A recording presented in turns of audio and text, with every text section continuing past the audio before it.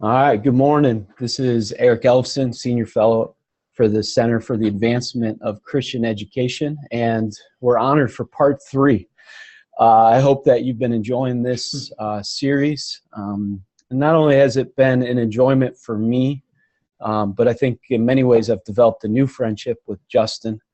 And offline, when we don't record things and make them public, we've had a lot of really good conversations. And even for me, as we think about Christian schools, their development, their growth, how do Christian schools grow and develop in regards to this issue of diversity and the issues of relationship, but overall, take a greater kingdom perspective of what our schools look like and how we live in this world and how we prepare our students to live in this world and how we give them some ideas. I've been definitely challenged to be more thoughtful and to grow, especially after last week, my circles of grace, and to be more thoughtful about even defining what those circles of grace look like. And then how can I expand them? It was great stuff last week, Justin, and we look forward to more. So I'll turn it over to you, and we have Mike Chen with us as part of the panel today. So Justin, we'll follow your lead. Thanks for being with us again. Awesome. It's great to be on here with you all again. Thankful for those who are on right now and those who are listening and observing and watching this later on. We're going to have a really good time today because we're going to dive deep into ourselves and in many, many ways. And I like to call this the focus of today called stupid stuff smart people say, right? So stupid stuff smart people say. And I want to start off kind of sharing a little bit about my history before I dive into that for those who haven't been able to tune in for other sessions. So I have the awesome privilege of traveling around the country, speaking about 60 to 70 times a year on kind of this intersection of purpose and passion, my research on everyday diversity, and helping leaders to become more effective. But this everyday diversity piece has really captured my heart recently. It's the last 2 to 3 years, I've really been digging in deep beyond working in corporate America and helping to implement effective diversity initiatives, doing a lot within educational institutions as well. And I came across something that challenged me personally. And that's where I titled it today in terms of stupid stuff smart people say. So I want to ask you a simple question. Like, have you ever said anything stupid? Have you ever said something ignorant? Have you ever said something that you were like, oh my gosh, I wish I could take that back, right? If you're like me, then you have multiple times. And I started to uncover that there's a lot of stupid stuff that people may say. I want to give you an example for me, because one of the things that happened to me when I first started speaking with the agency that I'm with is I had to speak before all the other speakers. And I was petrified. I was terrified. I was like, oh my gosh, these are professional speakers, and I was just starting off. But I felt I did a good job. I brought the energy. I brought the research content. And after the session, after I got done speaking, several people come up to me like, Justin, you did an amazing job. It was awesome. We loved your balance of energy, but it also reusable content. I mean, it was just really good. And so I was pleased. I was thankful for the feedback I received. And then this one lady came up to me at the end, and she's like, Justin, like, man, you did a really good job. And I was like, thank you. She was like, do you mind if I give you some constructive feedback? I was like, yeah, please. Like, I want to grow. I want to develop. I want to get better. And she said, Justin, I know this is not what you probably meant, but there were several times in your presentation where in the same sentence you referred to men as men, but then you referred to women as girls. She's like, I know that probably wasn't your intent, but I just wanted you to know how that may come across to some people. And I was like, oh my gosh, like I didn't even realize I was doing that. And I apologized profusely. I was like, oh man, please forgive me. I'm so sorry. And I began exploring that within myself and noticed that was something that I normally did. It challenged me to the core, even so much so that even when I'm in conversations in predominantly male audiences, or just all males, or just a group of friends, like even honestly yesterday, I was talking to one of my buddies on the phone. He said something about da-da-da men and then da-da-da girls. And I was like, women, right? He said, oh yeah, women, right? And because it impacted me in such a way that I was like, wow, where else am I saying stupid stuff? You know, where else is me as a smart person, educated, street smarts too, don't test me. But, I have all these different types of smarts. And I was like, oh my gosh, I am saying stupid stuff all the time. And it made me more self-aware. It made me to try to understand and then engage people in different conversations. But I want to ask you, how did she approach me, right? Because she approached me in a very unique way. She did. She did two things. Now, what do you think those two things were? Nope, it was not giving me a compliment, right? Every time you say something like that, if you want to challenge somebody, you don't have to start off, we were taught the sandwich method, say something really that they value, then give them their feedback, then say something strong again. People know the sandwich method. They know what you're doing. So just be authentic. But she did two things. She first asked me, could she give me feedback? And second, she assumed positive intent. She asked, could she give me feedback? And she assumed positive intent, right? She asked and said, Justin, do you mind if I give you constructive feedback? She gave me an opportunity to open myself up to hear what she had to say. And secondly, she assumed that I meant the best. She said, hey, I know you probably didn't mean this, but I wanted you to share with you how this could come across to some. Now, let me give you a small secret, right? If you ever want somebody's walls to come up, whether in your schools, whether in your relationships, whether in your friendships, if you ever want people's walls to come up really fast, I want you to do these two things. I want you not to ask to give them feedback and assume they meant the absolute worst. Do those two things. Because what she did was something so foundationally fundamental to a great opportunity to have genuine dialogue where my walls were down. She asked me, she allowed me to open myself up, and she assumed I meant the worst. Don't we all want to have that same assumptions made towards us? I mean, sometimes at times we think of people in the worst possible way, and I think it's important to understand both sides. So let me give you both sides, because there is this side of intent, but there's also this side of impact, right? And when we have intent, the people who say stupid stuff at times, what that can sometimes do is we can sometimes write off what other people say. We're like, oh, I was just joking. I didn't mean that, and other things. And I think we need to be very careful that we don't minimize someone else's impact, what happens to them. Because just because it's not our reality doesn't mean that it may not be someone else's. So I think it's important to engage that in that way. But on the other side, the person who receives the impact, I think it's important to be able to mine for intent, to not just assume that this person meant the absolute worst. In my daily encounters with people, and my own personal encounters with that mirror and myself, I would honestly say I believe personally that 90% of stupid stuff that's said is not meant in a bad way. It's not meant from a malicious way. Let me share this with you, because I do believe this quote to be so true, that we judge ourselves by our intent while we judge others by their impact. You see how that happens? You see how we can, when we do something, we say, oh, you know what? That's not what I meant. You should know what I really meant. But then when someone else does something to us, our reaction is, you know how that made me feel? And this quote alone has helped me in my marriage.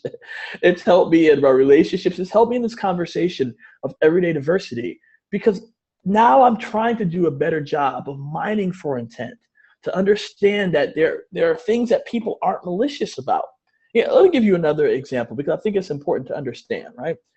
Imagine a group of friends who are sitting in a restaurant, and they're joking around with each other, just having fun, eating really good food, hopefully not the fast food type, and they're just having a really good time.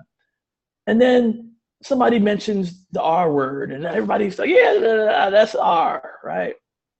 Imagine a mother comes over to that table. She comes to the circle and says, excuse me,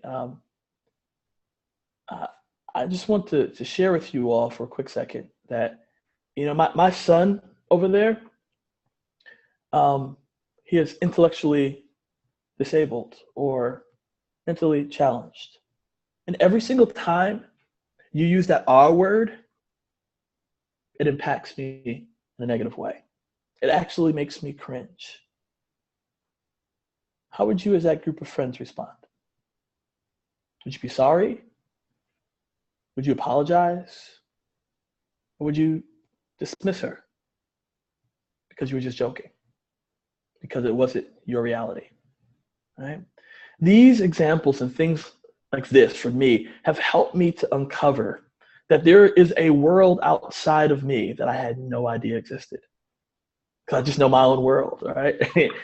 But I have to be mindful of the impact that I'm having on others while still being gracious to other people as I understand and try to uncover their intent. But let me give you an example how else this happened for me, right? So I like this, right? Have you ever heard this term? You have good hair, right? Normally, as we think about, the official intellectual term of microaggressions, it's like, oh, what is good hair? Chris Rock did a whole little movie on good hair. That was hilarious. It opened me up to experiences and worlds. But in a microaggression, I was at a National Speakers Association meeting, big conference, about 4,500 people. And they were doing this panel, like Shark Tank kind of panel, where a speaker would get on the stage and they would share their idea for their speaking, right? So they're like, awesome, I'm gonna share my idea for speaking. So they got on this, four people on this panel. And several people got on, had some really good ideas. It was awesome and amazing. And then this one African-American gentleman got on and he gave his idea. And, three members of the panel kind of shared and spoke up and said their thing. And then one got to one gentleman and he was like, wow, like you are so articulate.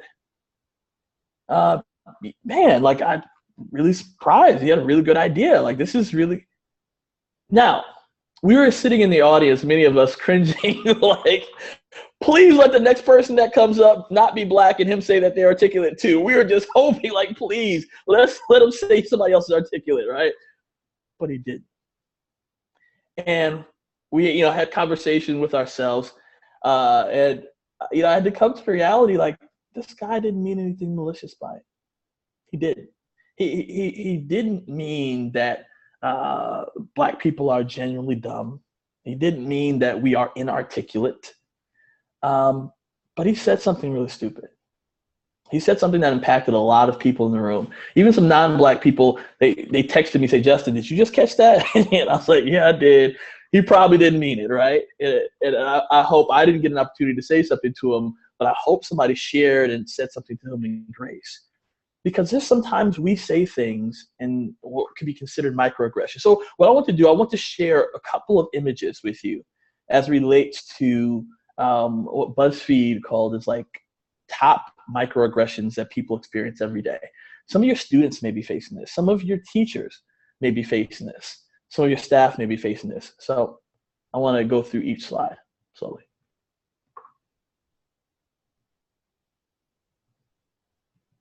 So, no, where are you really from? Right? I love, there's a really good video about an Asian woman and a white male, and they're jogging, and it's hilarious. And he's like, so where are you from? She's like, San Diego. He's like, no. Where are you really from? He's like, well, my parents grew up in such and such, but I was born in, some part of California. And he's like, oh, yeah, you're Korean. I knew it, right? Because he was trying to gauge, like, she obviously could be from America, right? But when she asked where he's from, he said, oh, America. She's like, no, where are you really from? He's like, no, I'm authentic, really American, right? She's like, oh, so your parents are Native American? He's like, oh, no. Well, my grandparents are from Europe or someplace like that. And she's like, oh, so you're from Britain. And then she starts giving all the little things that he did. These are microaggressions that some of your students and other people face every day. I have made this stupid comment before, as a person from Ghana, both people can't tell that I'm half Ghanaian or that I'm African American. Could you tell? And my dad being born and raised in Ghana and then moving here, I don't get that. But as I encounter other people, this is something that I've said that's been stupid. Another slide.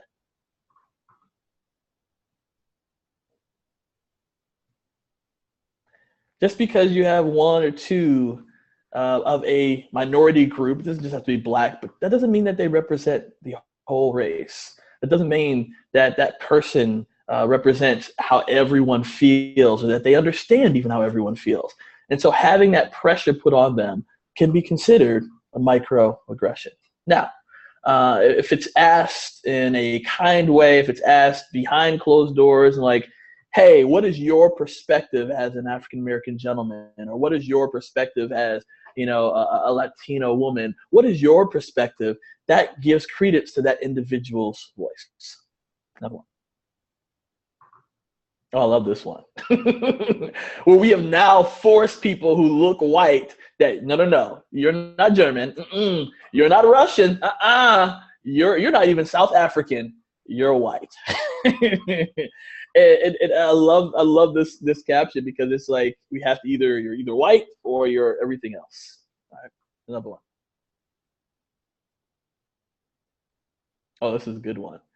For my California people, for but Mexico people, yeah, you know, I remember having a conversation with a former colleague where I asked her, because I learned this. So I said this stupid thing before, you know, I've done this, and I asked her and said to her, I was like, "Hey, do you speak Spanish?" And she was like, "Wow, thank you for asking me and not assuming that I spoke Spanish." And then you know, she did not speak Spanish, but she always felt this pressure when even Spanish, you know, even people who speak Spanish assumed just because she looked a certain way that she spoke Spanish. And those who didn't, that also assumed that, right?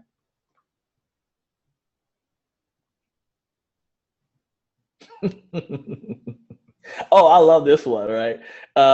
It's you know, you don't act like a normal black person. You know, I get it all the time. I even got it from black people growing up, which was amazing for me. I would call, like, I had these girlfriends growing up, and I would call them and on the phone, and I would hear their mom, as they would give the phone to their daughter, whisper, like, "Is he white?"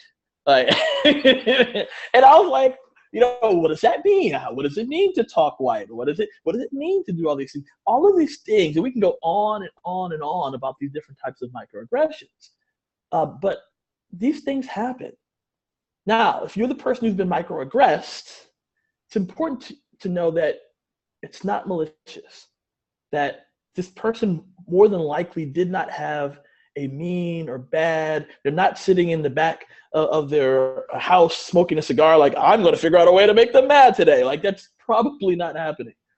But on the other hand, if you're the person who is microaggressing, you may want to be mindful when somebody draws it to your attention, or you get that look that somebody, oh, when you say something, or when you may bring up a certain issue in a way, because it really does impact how people feel, how people perform, the effort that they put in, and the work that they do. So I want to open it up to, you know, the panel, because one of the things that I think is important is, how does this play out in everyday schools?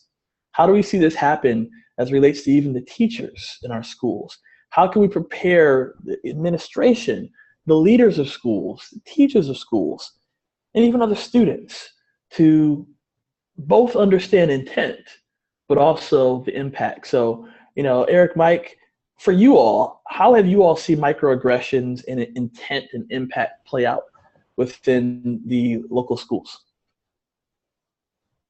Mike, if you've got something, I'll let you go first, since you've had, you know, kind of some broad experience in some of this stuff. I think when when I was in Boston, the typical one is the comments that teachers make about the composition of students in cafeteria. You know, they will say, "Oh, how come these you know, the black kids are all sitting together, Asian kids all sitting together," and then they kind of stop there. You know, short of saying, "Well, how come the white together?" You know, and you can see the sort of internal bias. But I think in Boston setting, at least in that particular school, we developed a culture where we can talk openly, and then And I think over time, we have gotten to be in a better place of talking about more openly about microaggressions or sort of internal bias. So that school seems to be moving much further along. Um, here in this school, I think there is still quite a bit of sort of, I mean, I see it a lot is that this sense of the international students, particularly from China, a lot of them are from China, and there's sort of that, you know, the automatic way of going to, like, it's like you see international Chinese students who are in a drama or who's good at basketball, and people make comments about stuff like that. And then in this context, there's sort of lack of ability from sort of the non-Asian people to differentiate between sort of Asian international students and Asian American. And I think there's, and just from talking to a few Asian American students, is that sense of frustration that feel like they're not, again, like exactly this the slide that's in front of us right now. It's like, where are you really from? I get that all the time, right? Sociologists call it the perpetual foreigner, right? We're Asian perpetual foreigners.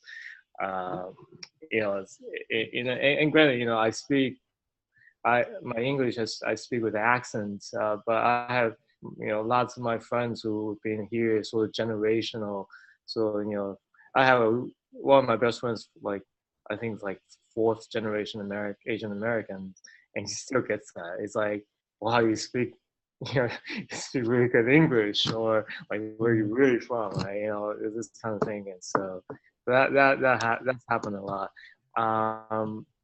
So at least that's what I can think of on top of my mind. I probably can think of a few things to say as we continue the conversation. Yeah, man, you know, Justin, this is, I love these pictures because, you know, it'd be interesting even come up with some of our own, and even in Christian schools. Yeah. And how we even do some of this with maybe different theological perspectives, faith perspectives, or just even it's silly things like, you know, when I was growing, and I think it happens in schools quite a bit, and it happens, you know, a little bit more on the economic side of things, of how people dress. You know, and you know, so you see these things over time. I think, you know, one of the places where I was challenged is I grew up in a community in, you know, the west side of Chicago, where our coaches called us boys, right? Boys, and they'd yell at us and kind of spur us on and all of these. And, you know, it's just something I took into my coaching career, and then I took into my teaching career. And I remember, you know, speaking with a group of young men, who I was referring to as boys, like, boys, let's go. And it was the same sort of conversation that you had with the person who talked to you about, you know, the girls versus the women. And, you know, and they happened to be, you know, African-American males from a certain side of the city. In my professional context, and one of the other African-American leaders in our community at that time came over to me and said, "Hey, Eric, you know, you may not understand this, and I don't know if the boys get this," or he called them the young men get this. But when you refer to them as boys, where I grew up, and he grew up in the South, and then he came to the west side of Chicago. He said, where I grew up, this was a detrimental, you know, it was a negative sort of comment from white people to African Americans. And, you know, and it's those little things that, you know, even in our own experience that, you know, you walk away from, and it's the humility to walk away from that and say, oh, that's no big deal. That's not the same thing here.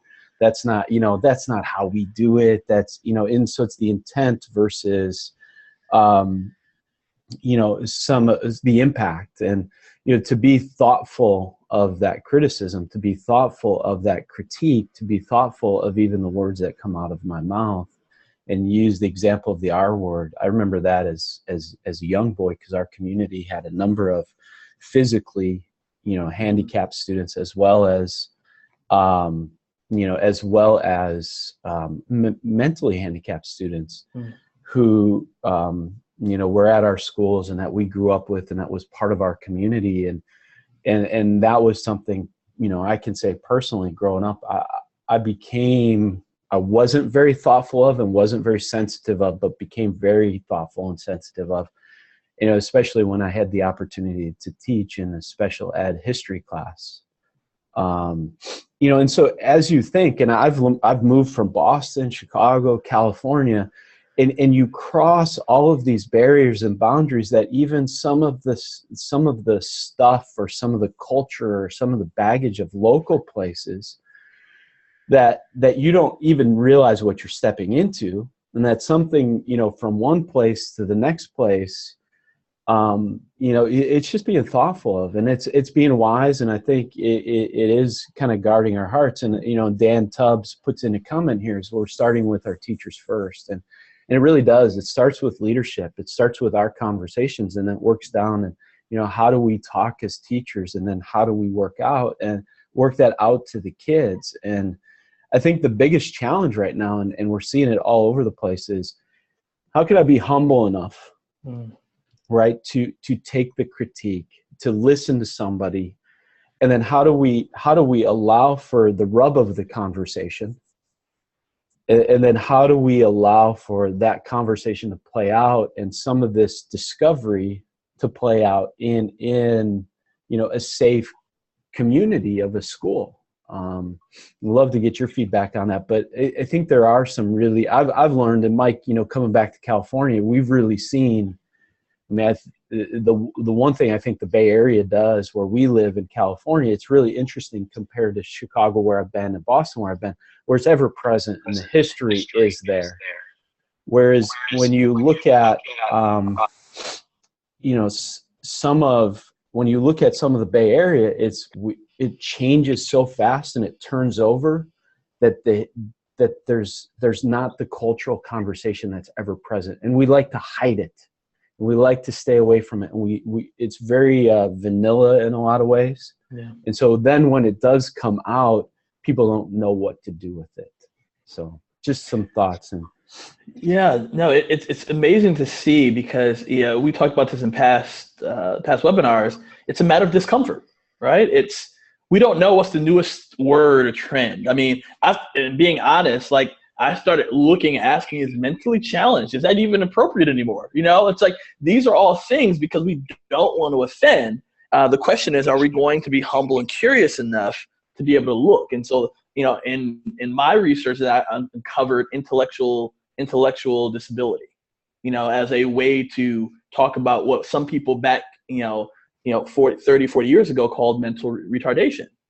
And so, like, these are things, that people just are like, what do I say? So Mike, I'm curious to know from you all, and for those who are listening, where do you think that balance is? Where's this balance? Because there's a big pushback against this word PC, right? Everything's becoming PC. You can't even sneeze without offending somebody. And this is what's being said. And I do believe that sometimes that there is validity to that statement, that, for everything there's an offense. Even if it's not intentional. Where do you all feel like that appropriate rub is? And where is it sometimes too far, where people are being offended at any small thing that may not have anything to do with it, but it's like, I have another opportunity to take offense. But on the other hand, there's sometimes people saying stuff that is offensive. Where do you all see that rub? I'm curious to know. To me, it's pretty, I wouldn't say simple. I mean, it is simple, but it's not easy to do. Simple in the sense is like, I go back to our fundamental. But here, let me explain. Like, oftentimes we say, treat other people the way you want to be treated, and I always push back on that and say, not really, because how do I know people really want to be treated the same way I want to be treated? Like you want to treat other people the way they want to be treated. But what's why? Why do we want to do that? Well, I think it's very simple. Is to love other people.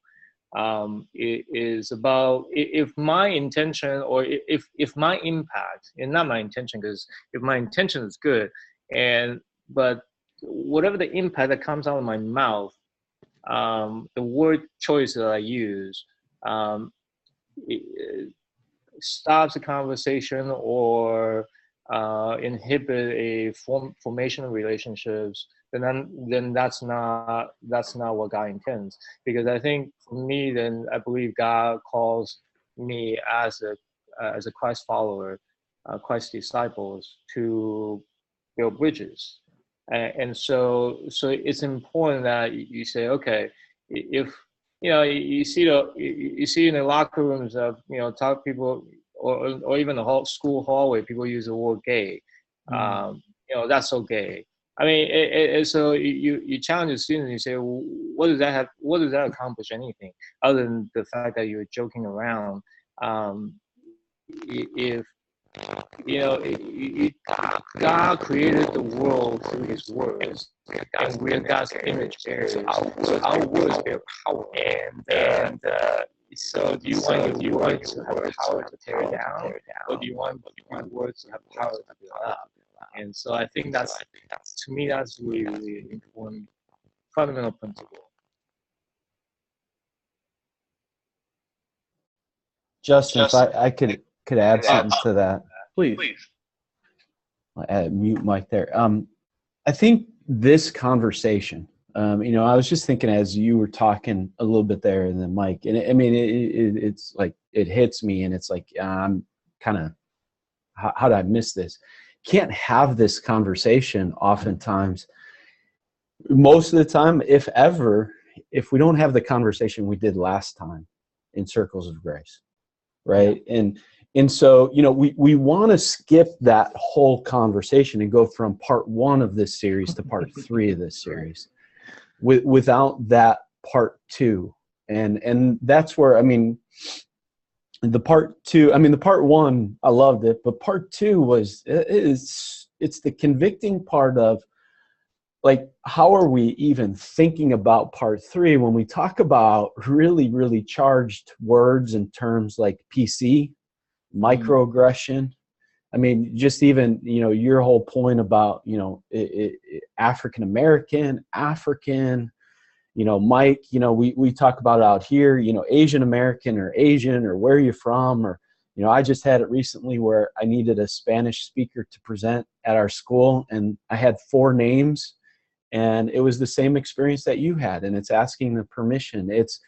It's even, I think there was a great article in the Wall Street Journal that was written by a California assemblyman from the Bay Area, as well as, the president of Biola University, where there was significant conflict out here in California over an assembly bill last year.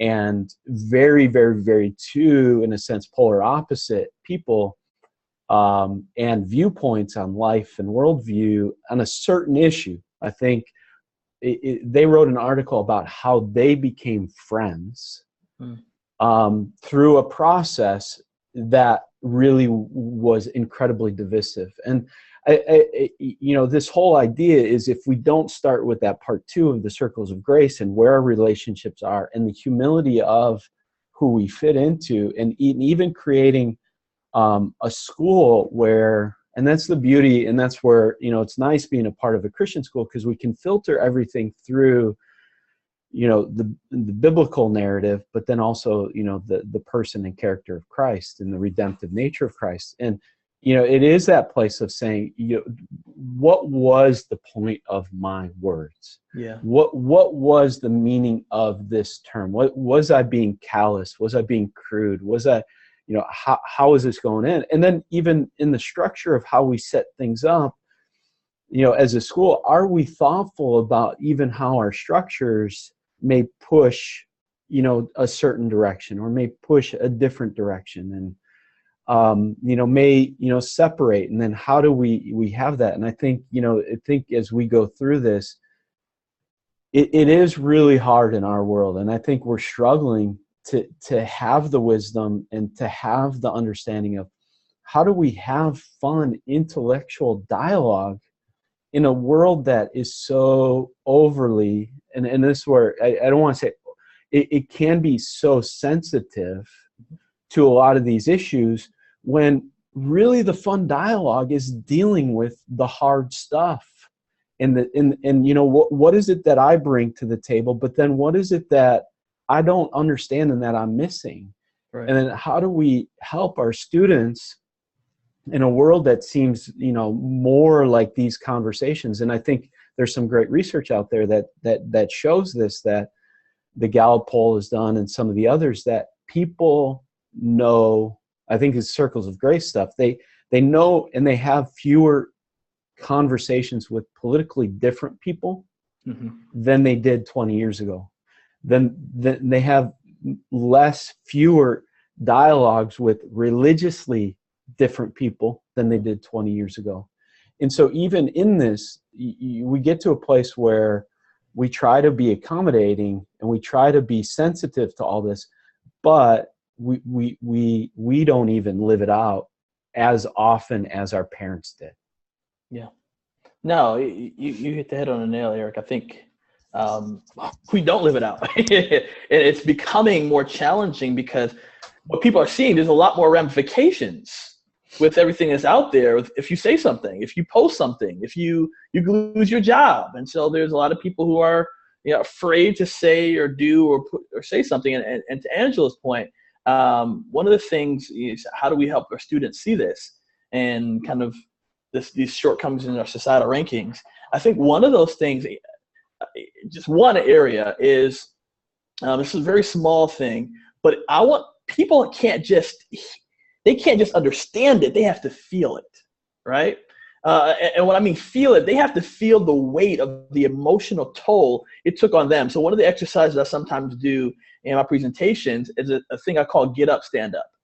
And in get up, stand up, I say, you know, get up and stand up if you've ever been called fat, right? And you have people get up. Get up and stand up if you've ever been called a dumb blonde or a dumb jock. Get up and stand up if you've ever been called an ethnic slur. Get up and stand up if you've ever been called nerd before it became cool. I mean, get up and stand up if you've ever been discriminated against because of your sexuality. Get up and stand up if you've ever been discriminated against because of your gender or your ability. Get up and stand up if you've ever been discriminated against or joked on because you or your parents were born in this country. So a lot of different things. And I go through all of them. I apologize and say, hey, I want to apologize if I didn't speak to your individual difference. But I ask one last thing. I want you to get up and stand up if ever any of those things were mentioned, you were called out your name, this or that happened, and at some point in the journey of your life, it didn't make you feel good. And usually you see the majority of the room get up. And my question to them is, and why in the world would we ever want anyone else to feel the way that we did? Because what I want to do, and I'm not saying that just changes every single person in the room, like I will never do anything like that again, but I want them to feel it. I don't just want them to understand it. I want them to feel how it made them feel. I went to a university and I had actually a dean of students that came up to me and she said, I remembered how I felt bullied. And it almost brought tears back into my face, back to my eyes, because I remembered that. And it challenged me to make sure I don't do this to my staff. So when we feel it, Angela, and when we feel it, when we can help our students to understand and to process and reflect on moments where they felt less than, where they felt ridiculed, where they felt bullied, where they felt like they weren't good enough, I think that can help in the journey towards getting a better understanding of maybe I shouldn't do this because this is how I felt. Now, it's not a perfect scenario, but that is one thing. And something else to your point, Eric, I think that one of the things you hit the head on the nail is trust. Like if we don't have those circles of grace, we're not building bridges of trust where people can honestly share how they feel, where I can go to Mike and say, hey, Mike, what's appropriate? Should I say Asian American? Should I say Asian? By the way, why is everything else American? Anyway, that's another whole conversation. Should I say this? If I can be honest and vulnerable with you, I struggle even when I say, hey, when you've been called an ethnic slur. You know why I struggle with that? Because everybody has an ethnicity, not just people who are non-white. So I struggle with, how do I say ethnic slur? Because yes, white people can say the same thing, right? It is, even though some people may not think, wait a minute, I'm white, I'm not ethnic, but now all of us have ethnic. So when we have trust with each other, when we have those circles of grace, it allows us to build and to have those challenging conversations where we can be open and vulnerable to ask those questions. So I'm curious.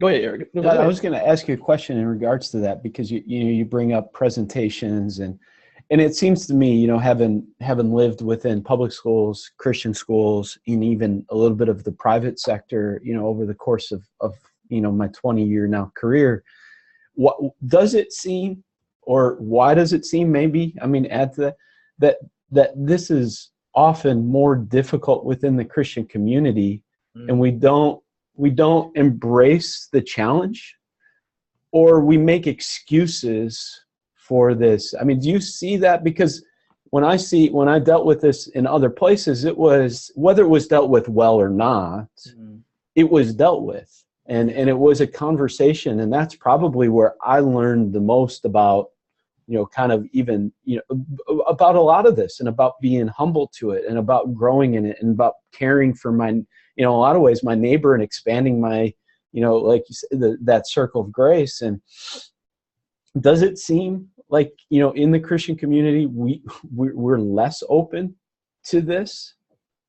I think now more than ever, it feels that way, because there's a sense of attack being happened in the Christian community. So when people feel attacked, they get defensive, and they're less open. I think we weren't necessarily completely open before, but I feel like now that as I'm going out and speaking sometimes at different Christian schools and other places, I'm seeing like, no, we're good. We're not going to talk about anything about LGBT. Not happening, right?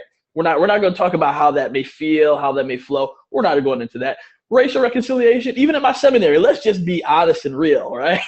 Even at the seminary where I am right now, they don't want to bring it up. And part of it is because of the money. Do I now negatively impact those that give the money that they'll stop giving, that they'll stop sending their kids to our school? So do I not speak up about issues? Do I not challenge things? Do I not do trainings or developments for parents or for other things because I'm concerned about this? And that's a real fear. Like, that is genuine, real. And I can't, I used to be very dismissive of that fear, but I can't anymore, because this is people's livelihoods. But I keep going back to Daniel's point, is where is this more gospel-centered? Where does the gospel speak to loving my neighbor as I love myself? Where does the gospel speak to, extending an olive branch or extending grace to somebody else? And I think that's vital. So let me give you one example. I may have brought this up in a former webinar that I think could be helpful as we process, the impact that we may make and how to have these conversations in delicate ways. One of my best friends, who's a pastor in Harlem, of a multi-ethnic church, one of the things that he shares is that he I don't know where you all stand regarding, LGBT issues, LGBTQ plus issues, but one of the things that he was sharing is, from his approach, is he wanted to spend a lot of time talking to people of same-sex attraction and hearing how they felt, hearing their perspective, hearing what they went through. I mean, he went to what's considered a quote unquote liberal school, Drew, where some of his professors, one was a woman who was a lesbian, and so he got firsthand on how it felt. Now he considers himself a conservative, but he wanted to feel how it felt. And the last thing he did, he first wanted to feel how it felt, so he had those conversations. He also talked to the quote-unquote conservatives to feel how they felt about it. But then he did something that was so personal. He said, If my son came to me and said, Dad, I am same-sex attracted, or I have struggled with same-sex attraction, how would he want people to approach and deal with his son? Now, he held truth to what he felt the gospel said about it. But he first started off his sermon expressing his understanding for the issue, expressing, the heart aspect of what it could feel like to be same-sex attracted in today's culture, what it could feel like to be same-sex attracted even in his church, where there's, say, certain positions on things. And he expressed the heart of it. And then he shared, I have to be honest and truthful, what I feel the gospel says, but I still want to be here with you. So what did they know from that? Well, what he realized is that they knew that he cared. They knew that he genuinely had an interest. And what he said after his sermon, that 10% of people said, you didn't go far enough in terms of comforting us in the LGBT community. And he said 10% of the people said, you didn't go far enough in terms of condemning it, right? And so he's like, I had the right mix, right? Because what he was trying to help people understand is, this is a real issue. I want to share what I feel the gospel says about this, but I want us to remember, as Daniel said, this is the Imago Dei, that we were all created in the image of God. So let us not forget that we are dealing with image bearers. And so I say that to us, is that that's one way for Christians that we can keep coming back to, is that this is an image bearer, no matter what they are, no matter black, white, they from this country, not from this country, they celebrate this, they don't celebrate that these are image bearers that we're dealing with. And how would we want our children, or how would we want our best friend or our mom to feel if they had this difference? So I think coming back from moving from head to heart is helpful. Can I ask a question then too, Justin? And you start off, with, kind of the story of you, speaking, and then being open, willingly, right? Humbly critiqued. That time, right? There are other times where it's like, just leave me alone. Not today. Talk to me tomorrow. What happens, or how do we approach people? Because I think you even mentioned it. Majority of people, they're not sitting with their cigar on the back porch trying to figure out how to ruin other people. Right. But unfortunately, I've come across people that are. Yeah. Or, or like you say, they're smart and they're good people, but they're just dumb, and they won't.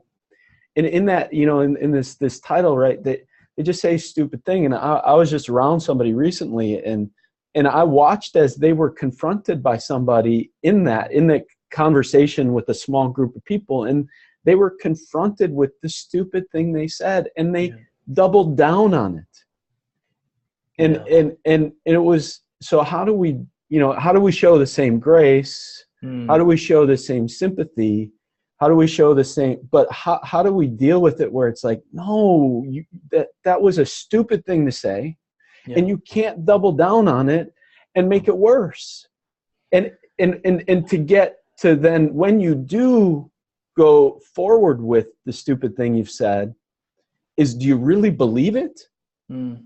Or are you unwilling to be humbly approached and to be able to say, no, that was just, I was amazed standing in this small group where I watched it happen. And how do we deal with that? And how do we approach, whether it be, ourselves as leaders, but then also, within our school context with teachers, but then in our professional context, and then even with, I think where the students get their lead is oftentimes from us. And so how do you deal with that, where it's like, where that conflict escalates maybe a little bit, and it's like, did you just hear what you just said?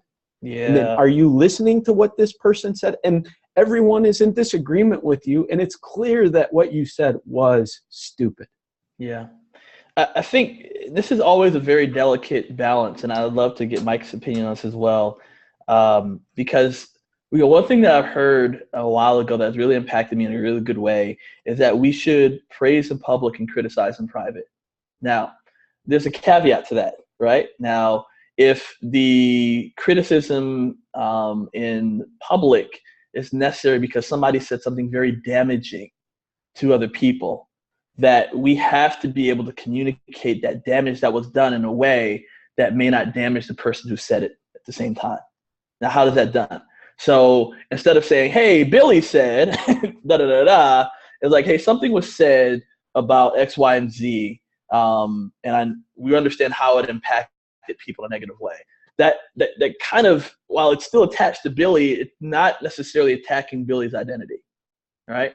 So that's one possible thing. The second thing I'd say is that I'm all very careful now. Before I was very cavalier, but I'm very careful now to have those kind of conversations one-to-one in private, and to encourage that person to personally apologize, right? Because sometimes, to be honest, we want to have that savior mentality. We want to say, oh, yes, I'm going to address it, and I'm going to let everybody know, even if we're not thinking that way, with our superwoman or superman cape on, that we're going to be that person. But sometimes I want to be able to allow that person the grace to be able to address what they said. But I address it to them in private. And I do those same two questions. I ask to give them feedback. I share that you probably didn't mean that. Even if I felt 99% that they meant it, right? Like, I'm going to still approach it like you probably didn't mean it, because that softens people, right? And then, be able to share that feedback. While it's not 100%, while not everybody's going to receive it, I think that is more of a recipe or a formula to help. Last thing I would say is think about another example, right? Nathan and David, right? So Nathan didn't come to David like, yo, you're a murderer, man. You're an adulterer. You just killed, man. Oh, you just killed the old girl's husband. What in the world are you doing? He said, let me tell you a story, right? How would you deal with this situation? And so that situation may be something that person has dealt with, or somebody that said something insensitive to them, or they may have been mistreated by leadership. Whatever that may be, help them to see the light bulb to go on. And you'll see that in another session that we talked about before, the right-hand paradigm. My goal is not to tell people you're privileged, or you have to exercise privilege, but my goal is to help people, the light bulb to come off and see, like, wait a minute, I have privilege. So how do we approach people to help bring the light bulb on? And I think those personal experiences help. I think one-on-one conversations help. I think you being vulnerable and saying where you've messed up, because sometimes when we come and say, hey, I need to correct you, it's better sometimes to start off and saying, hey, let me share a story when I said something really dumb. Because that now builds a level of camaraderie. It builds a level of, hey, you're putting yourself on my level. And that's why when I do my diversity talks, I start off with the stuff I do. I want people to know I'm not perfect, that I have biases, that I say stupid stuff, that there's times I mess up, because it allows us to all be human. And the reason I think people put walls up is because we're not allowing people to be human anymore. We want people to be perfect. We want them to say the perfect things every single time. So I'll stop. Mike, what are your thoughts on that, Mike? How have you also approached that situation in real life in your schools to help people uncover either stuff they didn't want to hear or times when they may have been very defensive? Just quick reaction is like, I haven't figured that out yet. This is really hard. Personally, when I am on the receiving end of microaggression, or when I encounter situations like what Eric described, where someone double down on things, I get tired. I just retreat. You deal with this all your life. I mean, I remember I was a keynote speaker of this business group, and I just gave a really great presentation. And at the end, the person who invited me to speak to this group of business people, this person's wife came to me and said, "Oh, that was so great. Hey, so I have a friend who's from China, like, do you know this person?" And I'm like, what? You just totally like, and my wife was standing there, and it's like, what is happening? And it's like, wow, you are so eloquent, and it was very similar, right? And I'm thinking, okay, so I was assessing, okay, well, I won't engage because I don't know whether I will ever build relationship with these people, and just in terms of not in my context. So I just walked away, and be pleasant and walked away. But in the school context, it's really, really hard. I mean, for example, I was looking at all these comments um, that in the chat. It, I'll give you one example. We had this, in our sixth grade or fifth grade, we had performing arts. A director brought in a outside instructor, and then they're teaching these kids like some of the African dance and drumming and all that stuff. And then one particular lesson, and this is a series of lessons, and one of them has to do with South Africa and some of the art form that came out of the apartheid era. And so in context, that was discussed and say, hey, apartheid and what that means. And kids, fifth graders asking, well, what does that mean? And then we got a bunch of people, and in fact, start coming to us as school administration and say, how can you make our kids, and these are like white families, and say, how can you, do this to our kids, and to kind of bring white shaming. And we say, what are you talking about? There's no white shaming. It's just learning and be globally minded and be truthful about what happened in the world. And this is not even particularly sort of being outrageous. It's just simply, and so you say, well, how do you do that? Frankly, I don't really know. I mean, this is a community that I'm committed to, so then I'm going to work hard at figuring out how to break the barrier. So far, the only way I can do it is to figure out how much the folks who are unfamiliar with these kind of sort of cross-cultural and cross-racial connections to kind of scaffold ideas for them and use the kind of language and backgrounds that they're accustomed to, and begin to kind of bring stories forward. It's very hard. I mean, I think for me, coming from living in the city for such a long time in Boston, and these kind of conversations is second nature to me, and be self-aware and constantly examine ourselves, and to come to a community where I'm learning about the culture, and I didn't really know to what extent they are so uncomfortable about these kind of things. So just kind of figuring out where the boundary is, and Justin, to your point, like that was when you say talking about this idea of the pressure, the external pressure, it's so true. I mean, churches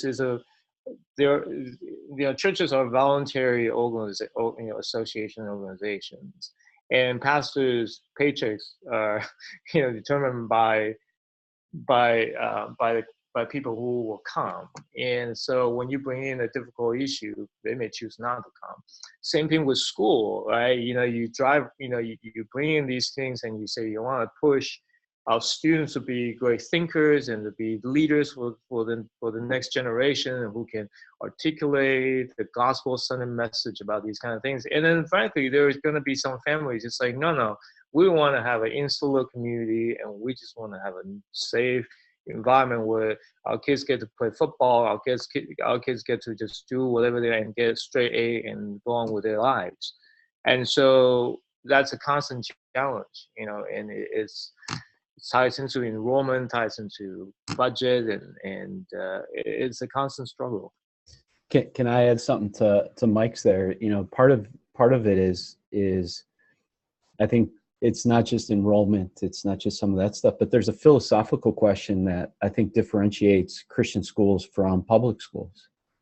That we derive our, stated authority from, not an entity above us or, an entity around us. We derive our authority as a school from the churches and from the families.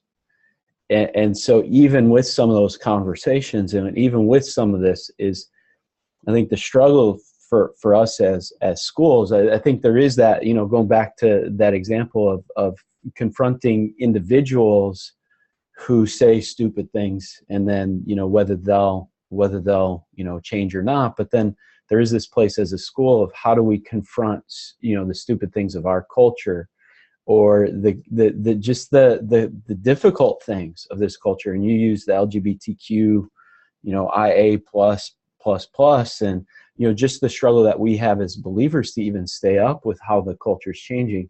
Is at what place do we as school leaders go back to a philosophical understanding of we're a school, and there is this, we derive our authority from, what God has given us as parents and families, and what happens when, we don't want to use this as an excuse, and we don't want to use it to overarch our authority. But when churches aren't doing it, or aren't having the conversations, or aren't going through the process, and when families, consistently are refusing to deal with a significant issue, refusing to deal with this. And I remember, as a school leader working at a school where we had two families in particular that their sons drove into school every day with the Confederate flag on their trucks.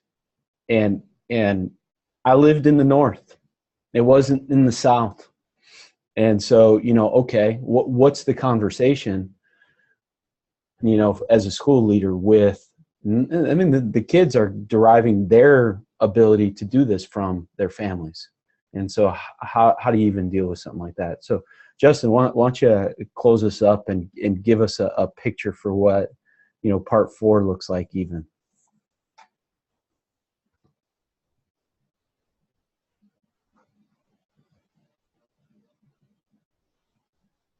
It's about proving my own point. When the gospel softens our heart, it allows us to impact people in different ways. And so I want to love God. I want to love my neighbor. I want to understand my neighbor. Doesn't mean I'm always going to agree with my neighbor, because what I should agree with is the gospel.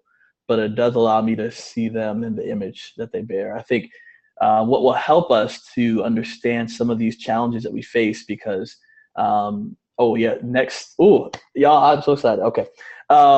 Next time, 2 weeks from now, we're going to be talking about the right-hand paradigm. And it's what I call a non-confrontational way to talk about privilege. Because what we're talking about today, some of it stems from privilege. And anytime you have a level of, this is what I'm owed, this is what I'm due, and some of that starts being taken away, there becomes this pressure to now grab back what you feel like you've lost. And so when we talk about that, I think it's going to be very helpful to talk about the right-hand paradigm and how it shapes how we see things, and how I uncovered a level of privilege I didn't know I had, even in understanding the right-hand paradigm. So 2 weeks ago, we have a really good time, but this is really good conversation. I hope this has been helpful. Some practical action items that I think we can take away from this, having those conversations, especially one-on-one, as we build those circles of grace, to talk to people, ask to give them feedback, assume they meant positive intent, as well as being mindful, if you're the person who's been offended, being mindful that you mine for intent. That you mine for intent. Justin, thanks again for joining us and for doing this. Our next time with Justin, and I think, it's the opportunity to get connected with him, but then the opportunity to share that is, for the wider audience, is March 21st at 11 a.m. Eastern. We'd love to have you, and we'll continue to kind of get this information out, because we know that a lot of people have been using this at their schools, and so we're excited about that. Especially part 4, Justin, it would be a great opportunity for them to get connected with you, and whether it's getting you on their campus or getting you introduced to our broader community. I think that's one of the things that has been a blessing for us. So thank you again. I'm going to stop the recording.